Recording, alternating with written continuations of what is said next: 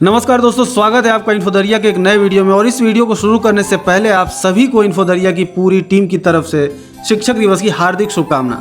दोस्तों, आज का हमारा वीडियो हमारे जीवन को दिशा देने वाले शिक्षकों को समर्पित रहेगा। तो आइए दोस्तों शुरू करते हैं आज के इस वीडियो को। हो रहा है अब उजाला, आंखें खोलो। दोस्तों, हम जीवन के प्रति क्षण कुछ न कुछ नया सीखते रहते हैं और जब तक हम सीखते रहते हैं तब तक ही हमारे जीवन का अर्थ बना रहता है। और हमें जिनसे ये सीख मिलती है उन्हें शिक्षक बुलाते हैं। लेकिन जब भी हमारे सामने शिक्षक शब्द आता है तो हमारे दिमाग में वो तमाम चेहरे आ जाते हैं जिन्होंने हमें कभी स्कूल्स और कॉलेजेस में पढ़ाया है। लेकिन क्या हम केवल उन्हें ही शिक्षक कह सकते हैं? दोस्तों, मुझे लगता है कि शिक्षक किसे कहा जाए, इस प्रश्न को और अच्छे तरीके से समझने के लिए हमें एक दूसरा तरीका अपनाना चाहिए। तो इस तरीके के लिए पहले हम अपने जीवन को 6 भागों में बांटेंगे और फिर इसको समझने का प्रयास करेंगे।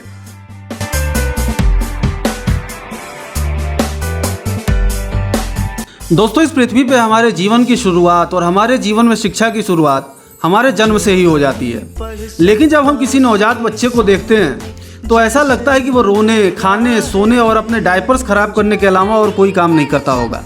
लेकिन आपको जान के हैरानी होगी कि उनके सीखने की क्षमता किसी वयस्क से भी ज़्यादा होती है। वो अपने आसपास होने वाली गतिविधियों को समझता है और अपनी ज़रूरतों को पूरा करने के लिए कम्युनिकेट भी करता है। और उसके इस क्षमता का और भी विकास करने में उसके माता पिता उसकी सहायता करते हैं। इसीलिए कहा गया है कि हमारे माता पिता ही हमारे पहले शिक्षक होते हैं। वैसे तो हमारे माता पिता का महत्व हमारे जीवन में सदैव बना रहता है, लेकिन 3 वर्ष की अवस्था तक बच्चे पूर्ण रूप से अपने माता पिता पे ही निर्भर रहते हैं। हम अपने माता पिता से ही चलना, बोलना, लिखना, रंगों की पहचान करना आदि सीखते हैं। 3 से 5 वर्ष की आयु को प्री स्कूलिंग एज भी कहते हैं।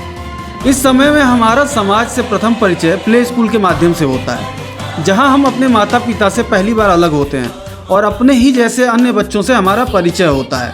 वहां से बच्चों के अंदर परस्पर सहयोग की भावना पैदा होती है और वे दूसरे बच्चों को देखकर और अनुकरण के माध्यम से सीखने की कोशिश करता है।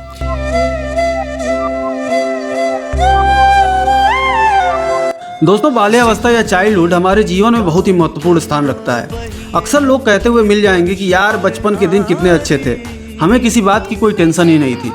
हमारे भविष्य निर्माण में इस अवस्था का बहुत ही महत्वपूर्ण स्थान है।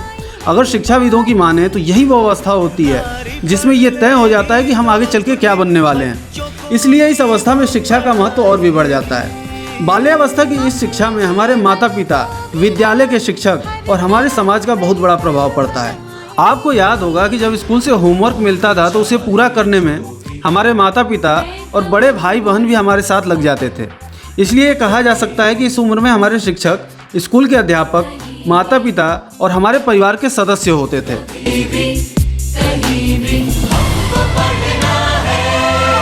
दोस्तों, जीवन के इस अवस्था में जितने परिवर्तन होते हैं उतने पूरे जीवन में भी नहीं होते। इसीलिए इस अवस्था में कुशल शिक्षक और अच्छी शिक्षा का महत्व और भी बढ़ जाता है। वैसे तो अगर हमें इस अवस्था में उद्दंड कहा जाए तो कुछ गलत नहीं होगा और हमारी इस उद्दंडता को हमारे माता पिता और विद्यालय के शिक्षक बड़े ही धैर्यता से मोल्ड करके हमें जीवन में एक पॉजिटिव डायरेक्शन देने का प्रयास करते थे। जीवन की इस अवस्था को पार करने के बाद ही हम अपने जीवन के सबसे महत्वपूर्ण भाग युवावस्था यानी कि एडल्टहुड में प्रवेश करते हैं।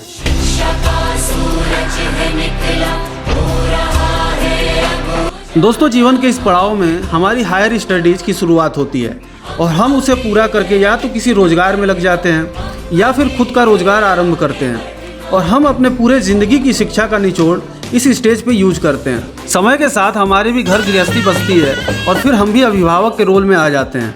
और अब ये हमारी जिम्मेदारी होती है कि जिस प्रकार की शिक्षा और पोषण हमें हमारे माता पिता से मिला होता है वैसी ही शिक्षा हम अपने बच्चों को भी दें और एक अच्छे समाज के निर्माण में अपना योगदान प्रदान करें। इस प्रकार हम कह सकते हैं कि हम भी अब स्टूडेंट जोन से बाहर निकलकर टीचर जोन में आ जाते हैं और यह क्रम इसी प्रकार चलता रहता है।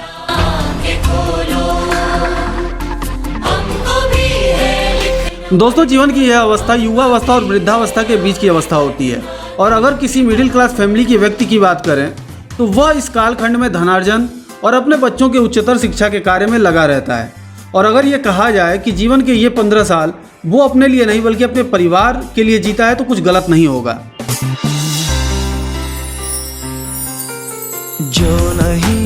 दोस्तों, वृद्धावस्था हमारे जीवन के सफ़र की आखिरी अवस्था होती है।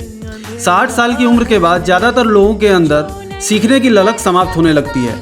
इस अवस्था में व्यक्ति अपने बच्चों पे या यूं कहें कि नए जनरेशन पे निर्भर हो जाता है। जिस परिवार में कभी उसने अपने जीवन रूपी सफ़र की शुरुआत एक बच्चे के रूप में की थी, आज वही व्यक्ति उस परिवार के बच्चों पर निर्भर होने लगता है। वो अपने जीवन के लंबे अनुभवों को उनसे साझा करता है और उन्हें जीवन जीने की कला सिखाता है और नई पीढ़ी के बच्चों से नए तकनीक और तरीकों के बारे में सीखता है। अतः हम कह सकते हैं कि जीवन का पूरा चक्र इस अवस्था में आके पूरा हो जाता है। यहाँ अगर शिक्षक की बात करें तो यहाँ इस अवस्था पे आके हम और हमारे अभिभावक दोनों ही एक दूसरे के लिए शिक्षक का कार्य करने लगते हैं।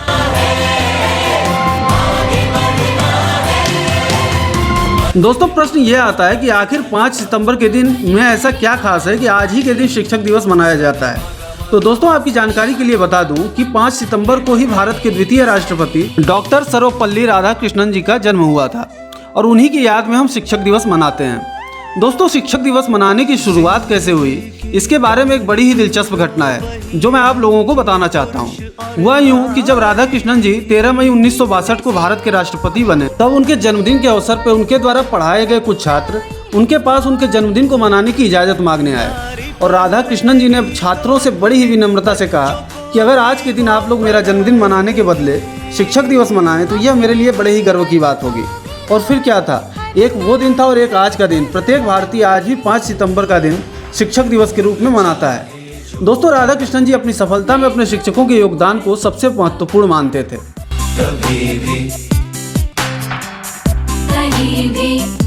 दोस्तों, अंत में बस यही कहना है कि जीवन में सीखने की अवधि कभी भी समाप्त नहीं होती है। हम अपने जीवन के हर एक अनुभव से कुछ न कुछ सीखते ही रहते हैं। शिक्षक बनने के लिए योग्यता तो जरूरी है, लेकिन शिक्षा प्राप्त करने के लिए केवल ध्यान की ज़रूरत होती है।